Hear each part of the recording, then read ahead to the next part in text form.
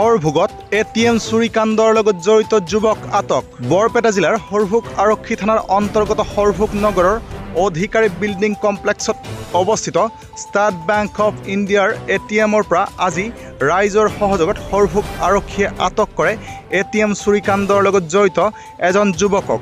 আজি দুপৰীয়া প্ৰায় 1:45 আটক কৰা হৈছে উক্ত যুৱকজনক। লগতে ধৃত যুৱকজনৰ পৰা জব্দ কৰা হৈছে 12খনকৈ এটিএম কাৰ্ড। ধৃত যুৱকজন বাক্সা জিলাৰ গোবৰ্ধনা আৰক্ষী থানাৰ অন্তৰ্গত জাখিনীল পাথাৰ গাঁৱৰ হাছান আলীৰ পুত্ৰ প্ৰায় 25 বছৰ বয়সীয়া সমীৰ আলী বুলি জানিব পৰা গৈছে।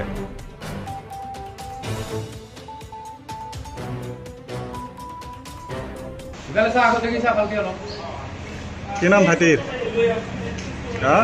কি নাম? এই নামটো কি? সমীৰ আলী।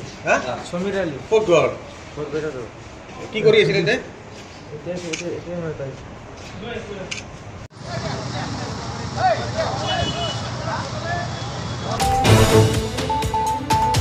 হৰভোগৰ পৰা উদয়ন নাথৰ ৰিপোৰ্ট, নিউজ টাইম 3।